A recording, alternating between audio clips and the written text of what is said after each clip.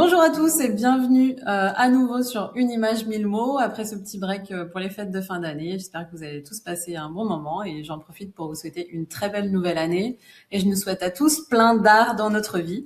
Et on va continuer justement avec de l'art. L'art est partout où les mains savent écouter et aujourd'hui on est en plein dans l'écoute car on reçoit Inès qui est luthière.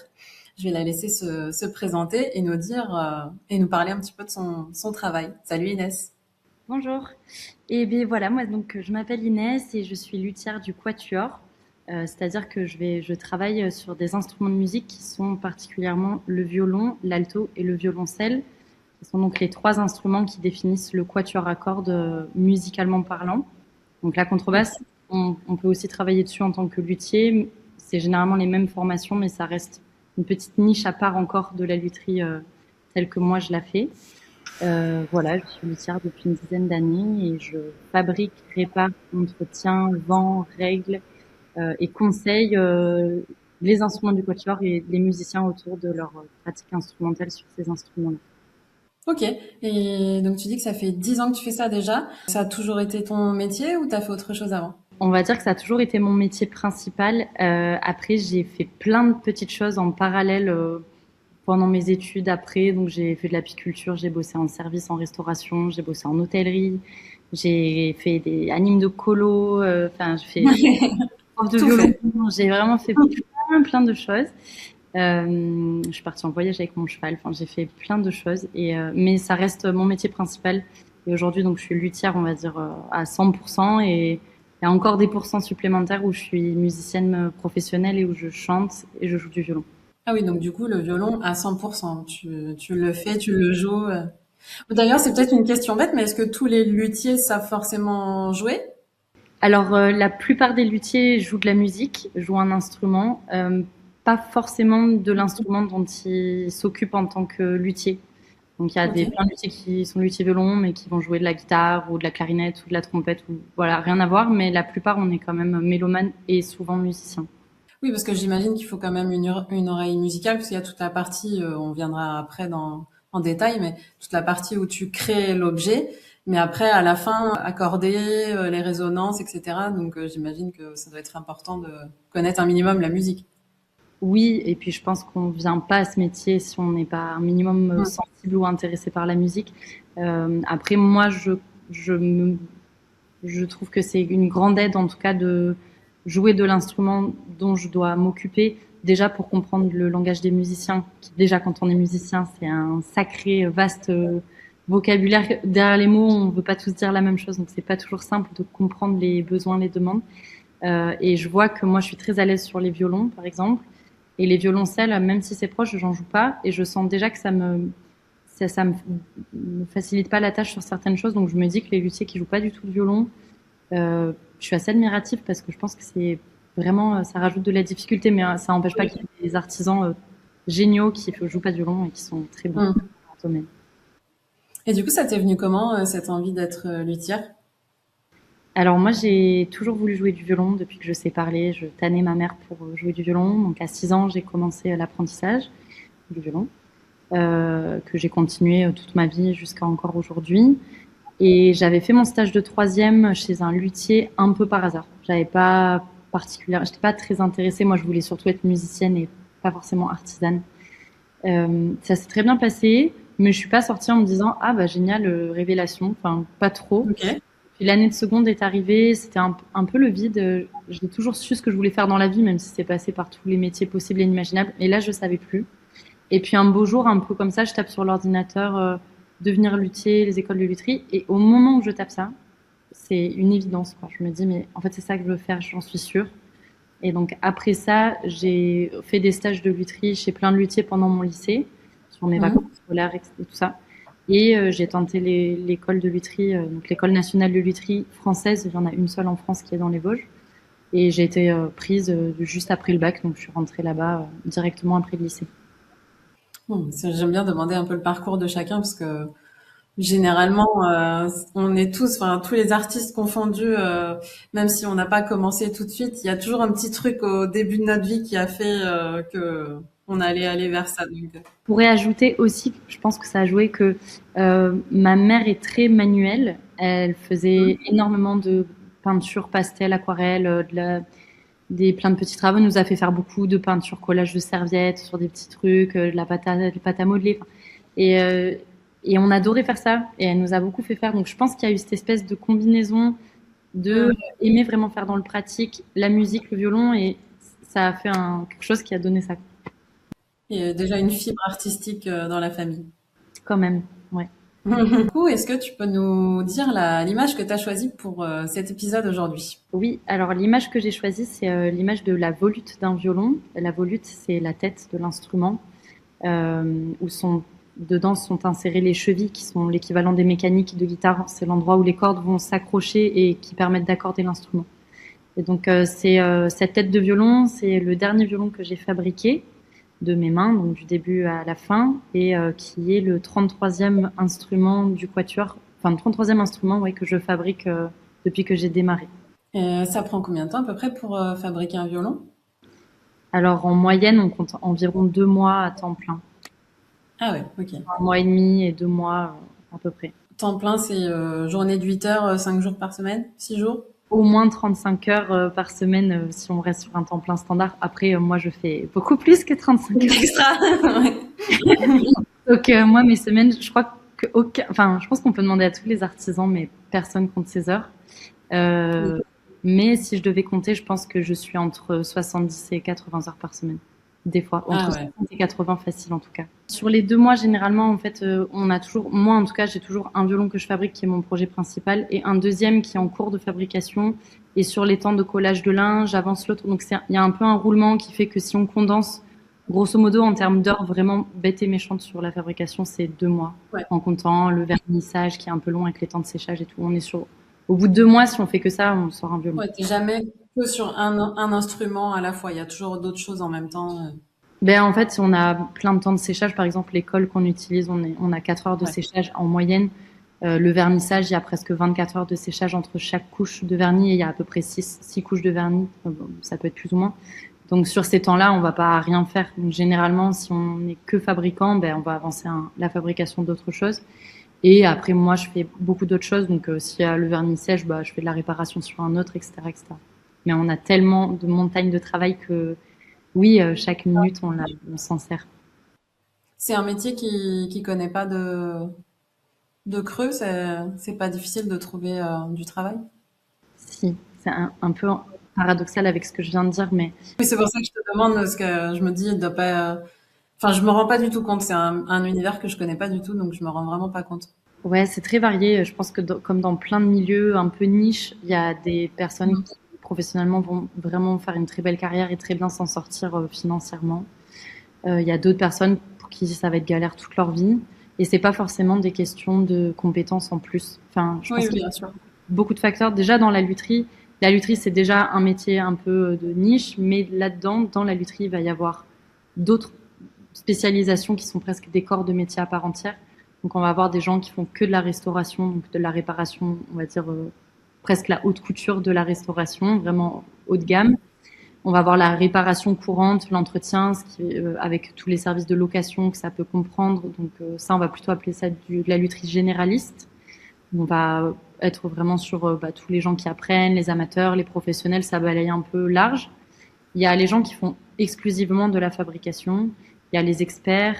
Enfin, il y a encore d'autres petites spécificités. Et il y a aussi les archetiers qui fabriquent donc l'archet avec lequel on joue, qui est encore un métier à part entière. Et il y a Ah, aussi ok. des personnes un peu comme moi qui mixent un peu ça. Donc moi, j'ai mon atelier généraliste. Je suis aussi fabricante. Je fais pas de haute restauration, je fais pas d'expertise. Mais voilà, donc j'ai ces deux choses-là qui s'imbriquent. Donc si je parle en mon nom, par exemple, là actuellement j'ai un atelier qui balaye un très large secteur où j'ai pas de concurrence et du coup je m'en sors correctement. Après c'est pareil en fait, si on fait un ratio salaire, De ton temps, oui. clairement on se paye pas très très bien, mais Ouais, bon, ouais. je raconte pas trop les choses comme ça. Mais voilà, je pense qu'on peut s'en sortir. Après, il y a beaucoup de personnes qui sortent et il y a peu de travail, en salariat notamment.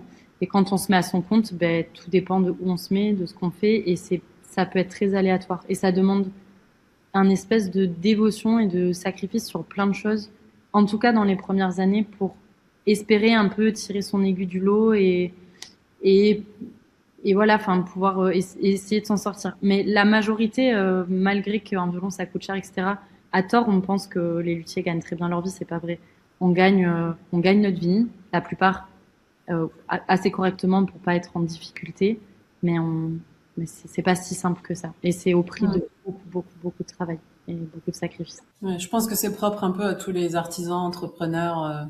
Voilà, dès qu'on travaille pour soi, forcément, on travaille pas, on gagne pas, quoi. Donc, Oui, c'est clair et on est complètement dépendant de. En fait, il faut se dire que la musique, les gens qui sont passionnés, c'est vital, mais c'est pas vraiment vital. C'est pas comme de l'alimentaire. C'est pas oui, comme bien c'est sûr. presque moins vital qu'une voiture, par exemple, à faire entretenir chez un garagiste, parce que c'est Mm. pas un besoin fondamental. Donc c'est un choix que les gens font, qui est Oui, énormément. Et les loisirs, c'est la première chose que les gens vont supprimer quand c'est compliqué. Donc entre les suppressions de subventions à la culture, le coût de la vie, tout ça. Même nous, nos coûts qui augmentent parce que nos matières premières, c'est déjà des trucs un peu spécifiques, pas donnés, tout augmente. Donc on est un peu le dernier maillon de la chaîne, mais quand même affecté par ce flot où on sent que les périodes où c'est compliqué, on est directement impacté par beaucoup moins de clientèle, beaucoup moins de demandes. et du coup, pour revenir à ton image, notamment la volute, donc pour ceux qui connaîtraient pas, la volute, c'est vraiment la partie qui crée une spirale, une sorte de spirale. Tu fais le violon avec le même bois sur tout le violon. Par exemple, la tête, elle peut être d'une autre matière que le reste du corps. Je sais pas si on dit ça comme ça. Je m'excuse d'avance, j'ai pas le jargon. Souvent, on dit le coffre pour la partie grosse qui est la caisse de résonance, ou caisse de résonance d'ailleurs. Alors le violon et principalement les instruments du quatuor, on est quand même sur deux essences. Donc les essences, c'est des espèces d'arbres différents qui vont être pour le devant du violon qu'on appelle la table. Ça, c'est de l'épicéa commun. L'épicéa commun, un conifère, c'est un sapin. Et tout ce qui est les côtés, qui s'appellent les éclisses, le fond et le bloc qui fait manche et tête, qui sont d'une seule pièce, donc la volute et le manche, on est sur de l'érable sycomore. Donc ça, Ok. c'est ce qui est le bois blanc. Et après, on a les parties noires, donc la touche sur laquelle on vient jouer. Ça, c'est de l'ébène. Et après, on a tous les petits accessoires, donc les petites chevilles, le cordier en bas qui retient les cordes, la mentonnière où on pose son menton. Là, souvent, on est soit sur de l'ébène, du buis ou du palissandre, mais le palissandre, ça commence à être un peu compliqué en termes de réglementation. Donc, on en a un peu moins. Ok. Et est-ce que ça, c'est pour des raisons techniques, esthétiques? C'est vraiment pour leurs propriétés mécaniques et acoustiques. Ok. Il faut imaginer je prends le violon, mais c'est pareil pour l'alto et le violoncelle. Le violon, en gros, il faut l'imaginer comme un tambour en termes de fonctionnement, c'est-à-dire qu'on a une membrane souple qui va venir vibrer, rentrer en vibration, et la vibration, elle va être renvoyée, répercutée par une caisse qui est un peu rigide et qui va renvoyer le son. Donc la table, c'est un bois qui est assez souple, avec pas mal d'air à l'intérieur, qui va vraiment même quand on parle parfois avec une table devant, on sent la table vibrer. Et l'érable, c'est un bois un peu plus dense, un peu plus homogène, qui un peu plus, ouais, un peu lourd, un peu plus massif, un peu plus dur, qui va vraiment répercuter le son. Ça reste un bois qui résonne bien, hein, de toute façon. Et c'est des bois qui restent, somme toute, même si l'érable est un peu dense, assez léger. Donc, on faut pas oublier qu'on tient l'instrument quand même ici. Oui.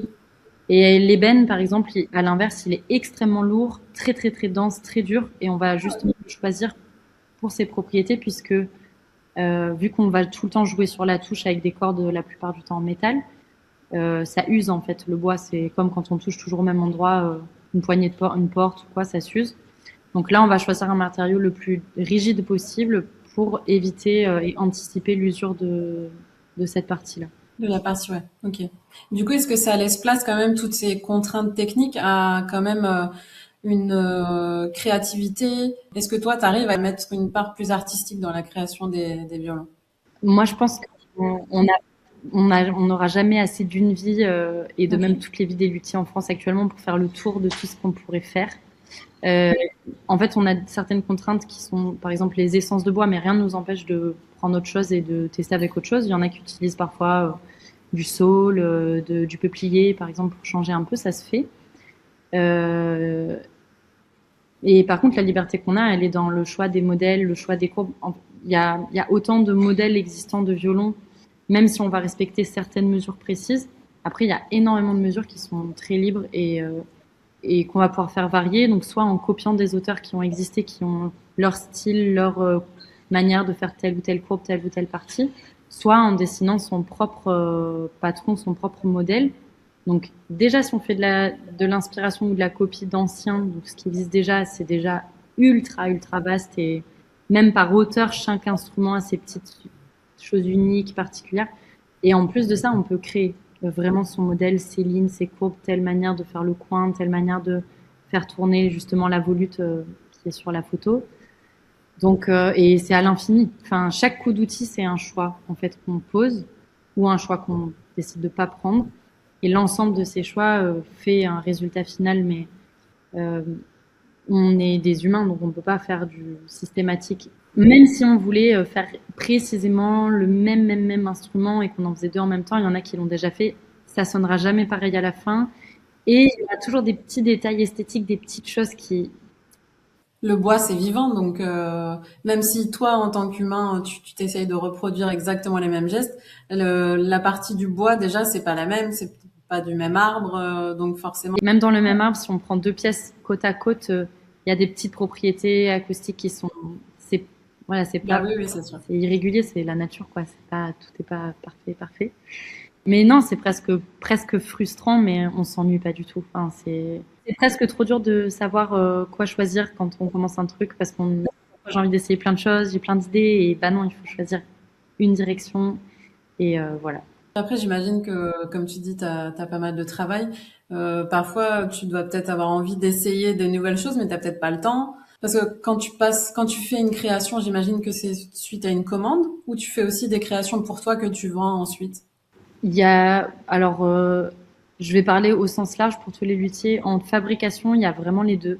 Il y a des personnes qui ont la chance d'avoir beaucoup de commandes ou quelques commandes et qui vont du coup fonctionner uniquement sur commande puisque bah, ils ont de l'attente et le temps qu'ils fassent ça, ils ont d'autres appels et donc c'est un peu, ça suit son cours comme ça. Moi, j'ai fonctionné pas mal de temps comme ça, mais je faisais que ça, que de la fabrication avant d'avoir cet atelier que j'ai maintenant.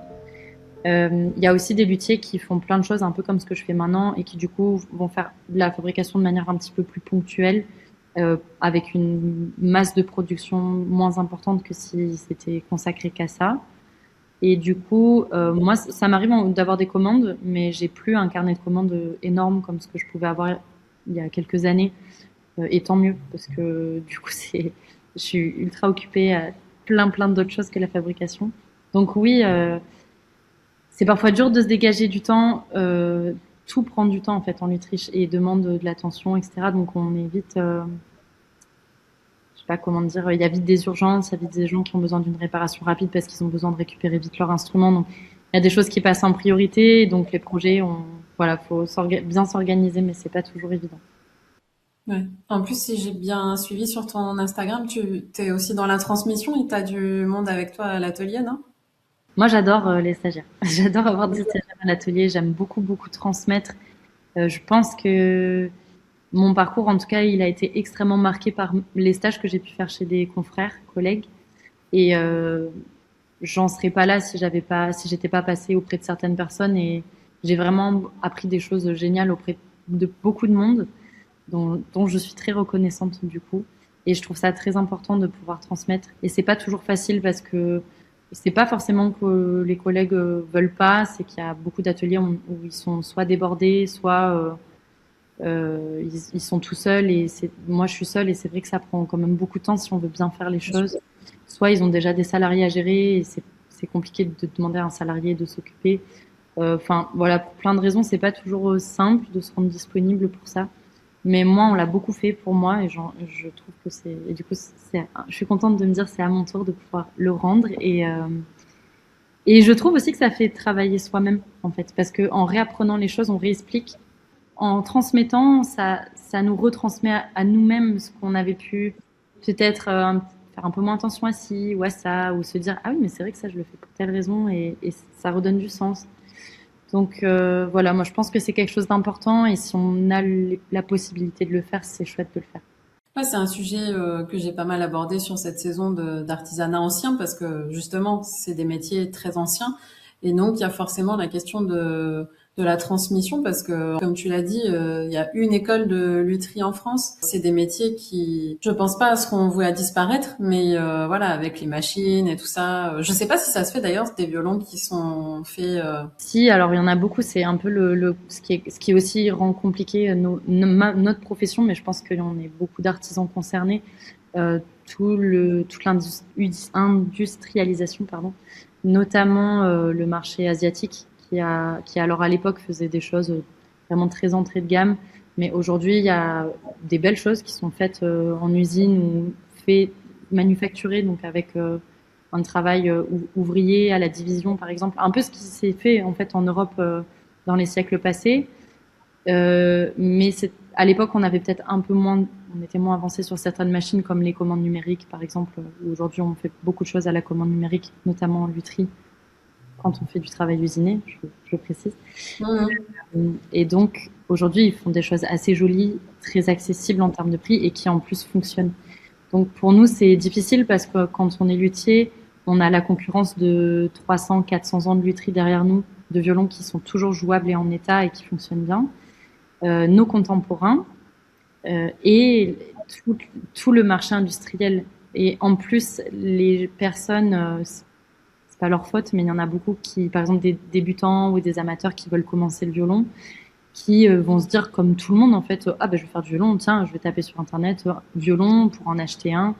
Et donc il y a des violons aujourd'hui à 50 ou 150 euros sur internet, alors qui sont terribles, hein, ils sont pas mal montés, injouables, ça sonne très mal. Il y a beaucoup de choses à refaire, donc en fait souvent ils reviennent chez les luthiers, ils en ont pour 2 fois le prix de leur violon à remettre en état leur instrument. Mais voilà, il y a cette espèce de d'automatisme de j'ai besoin de ça, donc je peux le trouver sur internet. Internet.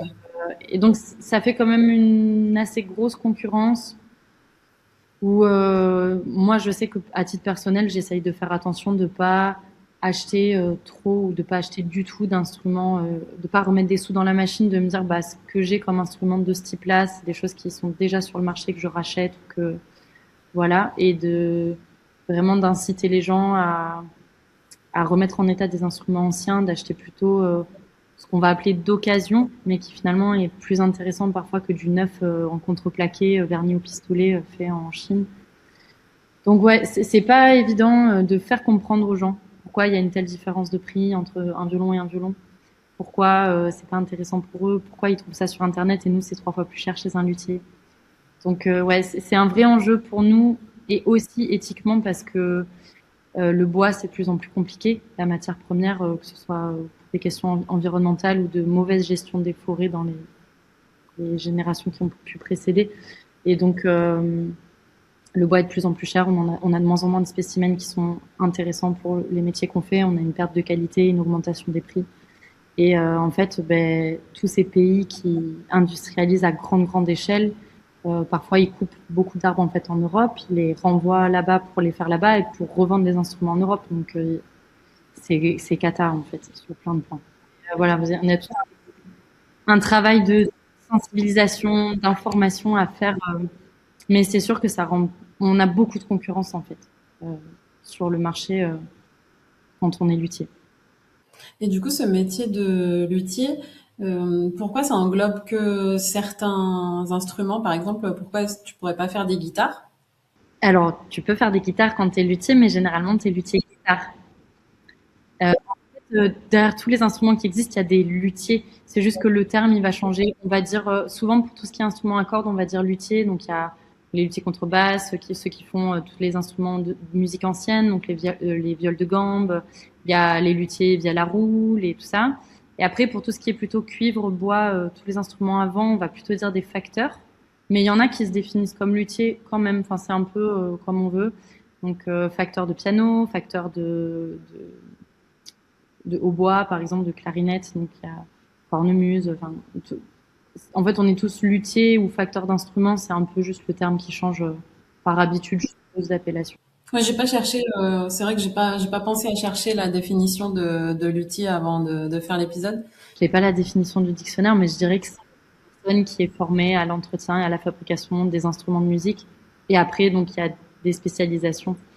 Moi, on m'appelle souvent pour réparer des guitares. En soi, je comprends globalement ce qu'il faudrait faire, mais je considère que c'est pas ma spécialité et que j'ai déjà beaucoup, beaucoup à faire et c'est déjà très vaste, les violons, le quatuor. Donc voilà, chacun sa spécialité et au sein de déjà nos métiers un peu précis, c'est déjà tellement vaste qu'on ne peut pas s'éparpiller dans. Moi, je peux pas faire les clavecins, les pianos, les guitares, les accordéons, c'est impossible. C'est comme n'importe quel métier. Après, si tu fais tout, tu peux pas devenir excellent si tu fais tout, quoi. Alors que si tu fais plus ou moins les mêmes instruments, forcément, tu te perfectionnes dans cette pratique-là. Et c'est comme être dans le bâtiment, on va avoir des électriciens, des plombiers, des maçons, enfin, et rares sont ceux qui vont faire très très bien tout. La plupart du temps, chacun a sa spécialité et l'ensemble sont des corps de métier du bâtiment. La lutherie, c'est un peu pareil. On a chacun sa spécialité, nos formations, nos écoles pour tel type de lutherie et c'est très bien comme ça. Voilà. Ah oui, d'ailleurs, donc l'école de lutherie, par contre, que tu as fait, elle englobe tous ces instruments, du coup. Pas du tout. Ah, d'accord. La Pardon. lutherie du quatuor, c'est particulier. Il n'y a qu'une école donc en France et il y en a en moyenne une par gros pays d'Europe centrale, excepté l'Italie où il y en a beaucoup plus. Euh, et donc là, c'est des écoles de lutherie du quatuor. On axe vraiment l'apprentissage sur la fabrication violon, alto, violoncelle. Et pour certaines écoles, ils ont aussi des cursus restauration, ce que nous, on n'a pas trop en France. En France, c'est vraiment, on apprend la fabrication. Et après, il y a un gros centre de formation de lutherie au Mans qui s'appelle l'ITEM, où là, ils vont faire, je crois, vraiment tout le reste, accordéon, guitare, même, je crois même qu'il y a de l'électronique. Peut-être que je me trompe, mais il y a accordéon. Enfin, il y a beaucoup de choses. Il y a une petite école, une petite formation d'1 an en lutherie traditionnelle en centre France. Et il y a une école, et j'en oublie sûrement d'autres, à Bédarieux qui fait une formation, je crois que c'est un CAP ou un BMA de lutherie guitare. Et est-ce que il y a dans ce cursus, vous parlez un petit peu d'art ou d'histoire de l'art ou c'est un sujet et quand je dis art, j'englobe tout, hein, que ce soit faire vos croquis, faire vos dessins, etc. Parce que j'imagine que vous devez bien croquer avant de commencer un instrument. Alors, on part pas forcément de dessins qu'on fait avant de fabriquer un instrument parce que si on a déjà des patrons existants qu'on nous donne ou Ah d'accord. à l'école, c'est un peu ce qui se passe. Pour gagner un peu de temps sur d'autres apprentissages, on a des modèles déjà préparés avec des moules qui sont déjà. On a des genres de pochoirs qu'on appelle des gabarits. Pardon, j'ai trop de mémoire. Et, à l'école, on va faire assez peu en lutherie, en tout cas, de dessin, ce qu'on est beaucoup à être amené à faire plus tard, enfin, en prenant des mesures sur des instruments originaux, en redessinant un peu. Donc ça, on va le faire. Par contre, au cours de la formation, on a un gros temps qui est réservé à des cours d'art appliqué. Et généralement, là, oui, on va aborder tout le dessin des volumes 3D, la perception des distances, des volumes. Je sais pas ce qu'ils font maintenant parce que les cursus ont un peu changé, donc ils n'ont pas tout à fait les mêmes cours que ce que moi je pouvais avoir. Voilà, on va aborder un peu toutes ces choses-là et on apprend à utiliser les logiciels de la suite Adobe, donc InDesign, Photoshop, être un petit peu à l'aise sur ces choses-là qui peuvent aussi servir après. Et on doit, en dernière année, pour obtenir notre diplôme, en plus d'autres choses, faire un mémoire où là, il y a une grosse, grosse recherche historique sur. Euh, En fait, on choisit un auteur dont on va copier l'instrument à l'atelier et on doit faire une recherche historique sur le contexte du pays et de l'histoire du pays à proprement parler par rapport à l'auteur qu'on fait et une histoire du luthier et de la lutherie à cette époque. Donc, il y a une recherche qu'on va faire, mais qui est plutôt un travail d'autonomie et de recherche chacun de son côté en fonction du projet qu'on a décidé. Et est-ce que toi, du coup, il y a un courant artistique ou alors un artiste en particulier qui t'a marqué et qui influence ton travail? Je sais pas s'il y a un auteur qui m'a marqué, qui influence mon travail. Moi, mais c'est marrant, j'en parlais il y a pas longtemps. Mes deux peintres préférés, c'est Chagall, l'univers de Chagall, très enfantin, enfin, moi, c'est mes paysages d'enfant dans ma tête. Ouais, moi, je suis grosse romantique, donc je pense que la période romantique, bon, Chagall n'est pas du tout la période romantique, mais c'est musicalement et artistiquement, il y a beaucoup de choses que j'aime beaucoup. Et je retrouve quelque chose d'assez romantique, mais pas dans le sens de la période artistique, dans l'œuvre de Chagall, très, très pur, assez touchant, assez simple, avec beaucoup de couleurs et des formes assez rondes. Et j'aime beaucoup. J'aime beaucoup Toulouse-Lautrec aussi, rien à voir. Euh, Rien à voir. Voilà. En tout cas, moi, j'ai fait un parcours littéraire au lycée. Et donc, j'ai énormément lu d'auteurs classiques. J'ai énormément lu aussi des choses beaucoup plus contemporaines. Et je pense que ça m'a pétri, mais plus dans ma sensibilité et dans ma perception de l'objet violon, plus comme un meuble violon, mais comme un instrument de musique. Parce qu'il y a vraiment les deux. On travaille sur du bois, un peu comme un menuisier, donc il y a un côté objet du violon, mais qui a une fin artistique pour le musicien. Et c'est le travail du luthier, c'est tout le lien entre vraiment la main, le fer, qui n'a pas de son à proprement parler, qui est vraiment un geste, vraiment le geste et le son. Ce que tu disais, en fait, écouter les mains, je sais plus très bien ta phrase au début. Oui, au début, ouais. Les mains qui écoutent, c'est un peu ça. Et pour moi, le métier de luthier, il s'arrête vraiment pas à l'établi. Il est au contraire, il a un énorme rôle au-delà dans le suivi, l'accompagnement du musicien et de son instrument de musique, plus de juste l'objet de luthier. Et du coup, quand un musicien te fait une commande de violon, c'est quoi ces critères? Parce que bon, j'imagine si c'est son métier, par exemple, il sait très bien de quoi il parle. Mais comment toi, tu proposes quelque chose? Tu vas lui proposer différents bois ou ça va être quoi les critères en fait pour que tu fasses un violon pour quelqu'un?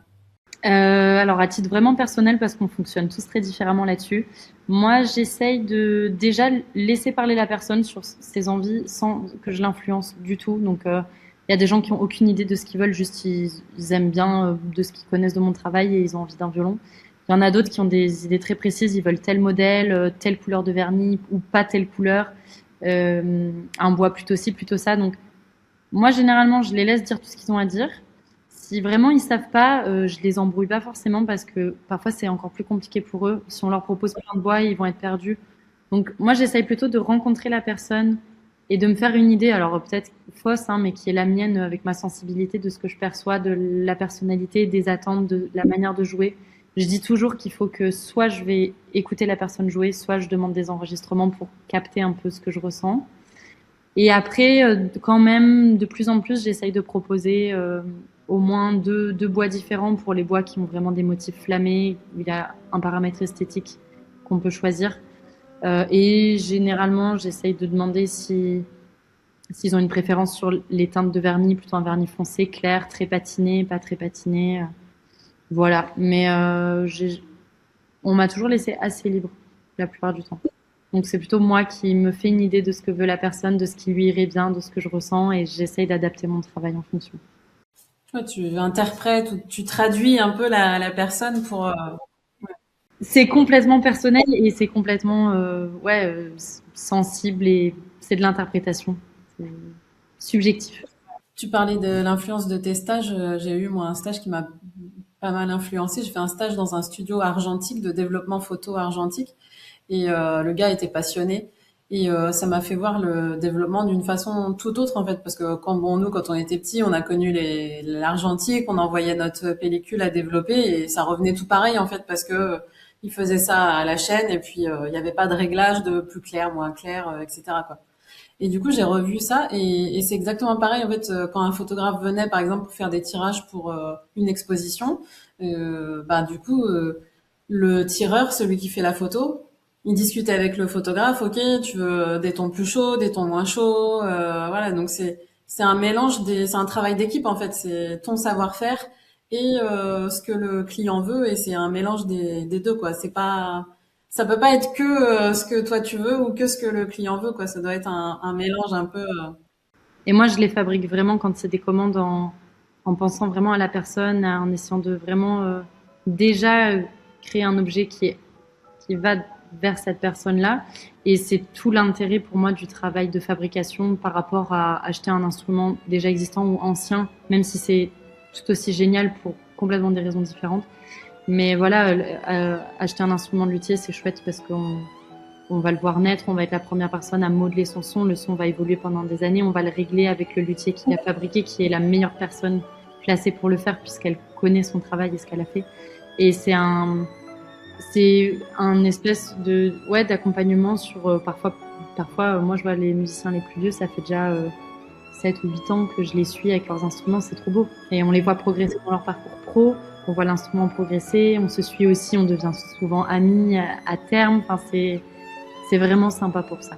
Et est-ce que tu as eu une demande un peu originale ou qui sortait de l'ordinaire Oui, j'ai eu une demande enfin une demande.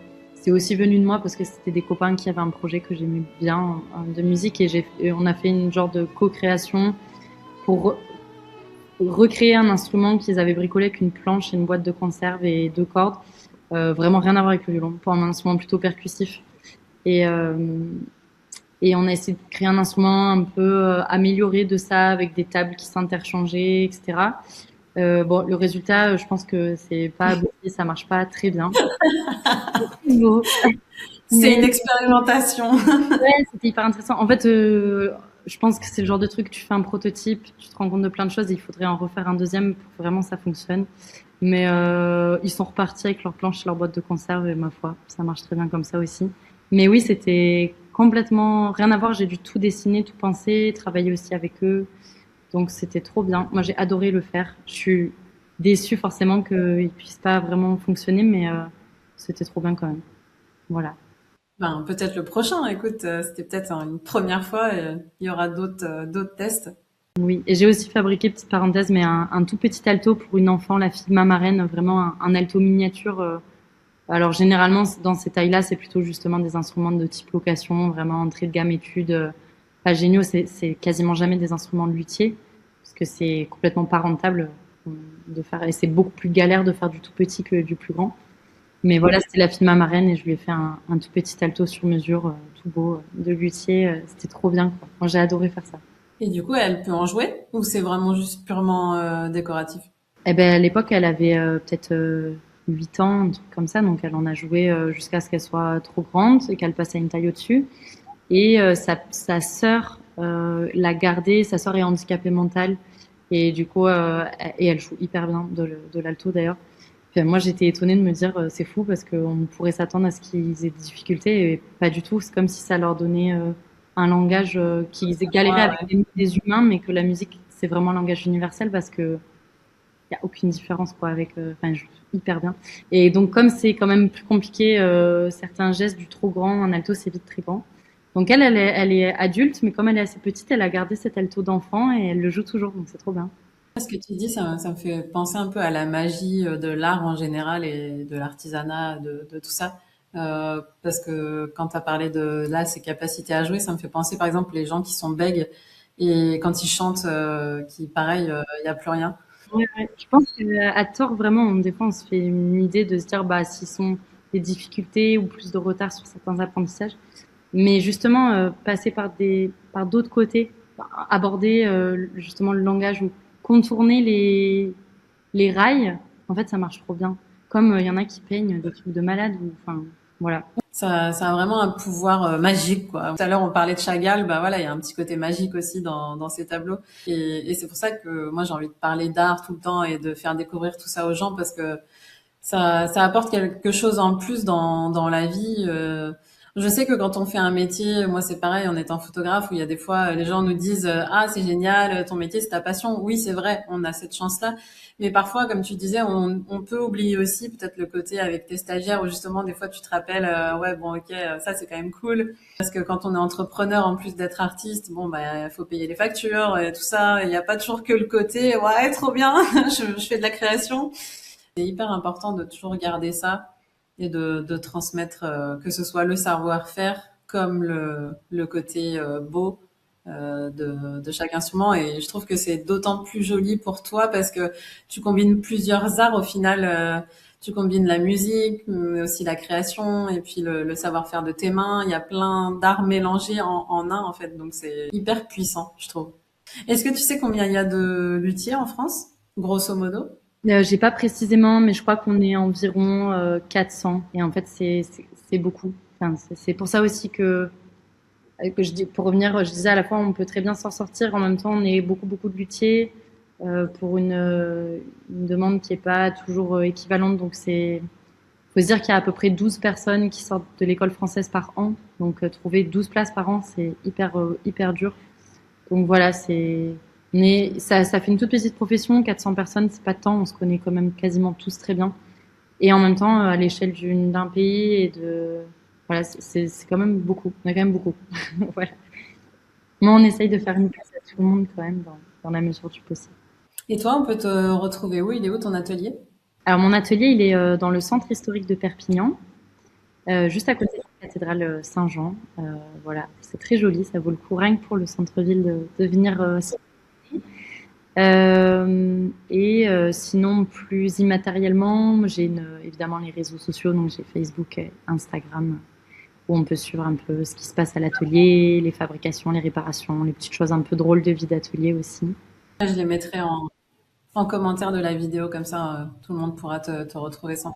Un site internet qui va être très chouette, qui est en cours de fabrication aussi, qui arrive bientôt. Eh ben, quand tu l'auras, tu me diras, je le rajouterai à la description. Avec plaisir. Est-ce que dans ton atelier, on peut passer, même si on n'a pas de commande, juste pour vous voir travailler? Oui, faut pas qu'il y ait 50 personnes qui fassent ça par semaine. Sinon, moi, je m'en sors pas vu que je suis toute seule et qu'il faut que je bosse, je peux pas. Mais oui, bien sûr, il y a hyper souvent des gens qui sonnent en disant est-ce que je peux juste rentrer voir et oui, bien sûr, il n'y a pas de souci. C'est sûr, si là demain j'ai toute la France qui débarque pour voilà. Après moi, une fois par an là, je vais travailler avec en parallèle d'un festival qui s'appelle le Festival des musiques sacrées et j'ai proposé au festival d'organiser des visites d'ateliers où donc là c'est des visites avec inscription gratuite de 15 personnes où du coup ça permet à du public qui oserait pas forcément venir parce qu'ils sont pas forcément musiciens de pouvoir découvrir, poser leurs questions. Et je fais aussi souvent des visites pour des scolaires. Est-ce que tu fais des salons, par exemple, d'artisanat? Je suis souvent sur les salons comme touriste, je vais voir les collègues. Oui, j'en fais quand j'ai des choses à montrer, donc c'est pas forcément tout le temps. Mais là, j'ai bien envie de m'y remettre. Donc souvent, les salons en France, il y a le salon du violon qui est la plupart du temps à Paris, à la Bellevilloise, qui est soit à l'automne, soit au printemps. Avant, il y avait Musicora, mais on fait plus trop. Voilà. Mais de temps en temps, oui, ça va sûrement l'être de plus en plus. Là, j'ai fait une petite pause ces dernières années, mais j'ai bien envie de revenir sur les salons, carrément. Ça me fait penser à une question avant de terminer. Et c'est quoi ta pièce dont tu es la plus fière? On est toujours un peu plus content du dernier violon qu'on fait que celui d'avant, et tant mieux, d'avoir la plupart du temps. Euh, je, je sais pas, je pense qu'il y en a plein pour lesquels je suis fière. Je pense qu'il y a le premier violon que j'ai vendu où c'était trop beau parce que c'était la première fois. Il y a, je pense à deux musiciennes extraordinaires qui sont des très bonnes amies qui sont incroyables et qui ont chacune un violon à moi. Il y en a une qui en a même deux à moi. Et moi, je suis trop fière de ces instruments parce qu'elles en ont fait des instruments qui sont joués dans des endroits géniaux. Enfin, mais c'est plus, je suis fière de voir les petits bébés évoluer, aller et voir que ça rend heureux aussi les personnes qui les jouent. Et il y a aussi un violon parce que mon parcours, ça a été des super hauts, mais il y a aussi eu un gros burn-out à un moment et il y a eu des gros bas. Et j'ai fait, au milieu de mes 10 ans de lutherie, j'ai fait 1 an et demi de pause de fabrication. J'ai fait de la lutherie, mais je voulais plus fabriquer parce que c'était trop dur. Et donc le premier violon que j'ai refait après ce gros burn-out, ça a été, je crois que c'est un des violons qui m'a le plus marqué moi, parce que symboliquement dans mon parcours, c'était une belle réussite de réussir à m'y remettre et de retrouver goût et d'avoir adoré le fabriquer après une période qui a vraiment été dure. Ouais, c'est des symboliques, c'est pas tant la fierté de l'artisanat en soi, mais plus de ce que ça représente pour toi, quoi. C'est plus, en plus, c'est même pas vraiment de la fierté. Je crois que moi, je suis surtout trop contente de les Mm. finir. Je suis trop contente quand ils trouvent preneur et que le musicien est content. Je suis contente de les voir évoluer. Je suis contente de les revoir. Mais c'est plus Oui, je de vois ce que tu veux dire. Ouais. du bonheur, en fait. Après, de la fierté, on peut être fier de, je pense que c'est important aussi d'être fier de certaines Bien choses. sûr, ouais. Mais, je sais pas comment dire, je suis trop contente de faire un métier que j'aime et que tous les jours quand je vais bosser, je suis là, mais c'est trop bien. Et je suis fière de me dire, voilà, c'est pas des parcours simples, mais je suis toujours là et j'ai réussi à m'accrocher parce que ça faisait vraiment du sens. Et même des fois où je me suis dit, non, mais là, je change de métier, j'en peux plus. Je me suis accrochée et c'est peut-être ça dont je suis fière de me dire, ben voilà, j'en suis là aujourd'hui et j'ai pas lâché et ça faisait du sens pour moi et ça en fait toujours. Et ça, c'est cool. Ouais, je pense qu'on passe tous un peu par les mêmes phases. Tu vois, tous les gens avec qui j'ai pu faire le podcast jusque-là, on passe un peu tous, peu importe le métier, on passe un peu tous par ces phases-là. Donc je pense que c'est nécessaire et puis c'est ce qui fait qu'après il y a la remise en question. Donc du coup ça nous permet d'évoluer dans notre travail aussi que si on faisait toujours la même chose. Ouais, mais c'est des phases difficiles parce que je pense dans la vie en général, mais aussi dans les métiers artisanaux qui sont déjà très compétitifs, très difficiles pour bien s'en sortir, pour se faire une place. Je pense qu'il y a un gros tabou de pas oser dire quand ça va pas oser dire que notre entreprise elle se casse la gueule.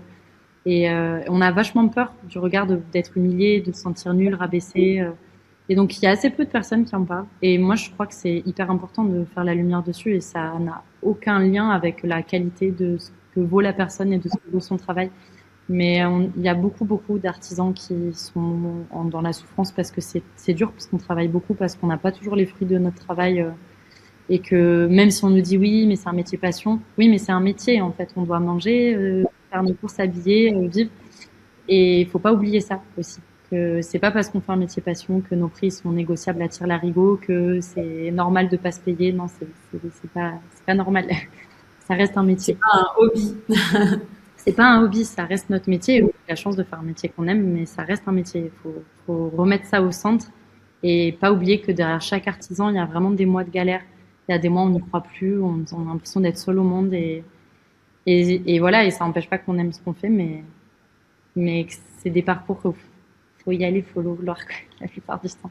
Ah, c'est sûr. Je suis passée par là aussi et j'aime bien justement dire, quand les gens me disent, ah, t'as de la chance, j'aime bien reprendre un peu cette expression-là parce que pour moi, c'est pas de la chance en fait. C'est, ouais, toi, tu vois ça peut-être comme de la chance, mais derrière, bon, il y a eu beaucoup de travail. J'aime ce que je fais, mais pour en arriver là, c'est pas la chance qui a fait que j'en Non, sois c'est ça. là, en fait. Exactement. Mm. Bon, bah écoute, qu'est-ce qu'on peut te souhaiter pour cette nouvelle année du coup est-ce que tu as des nouveaux projets Ça continue, ce serait déjà top.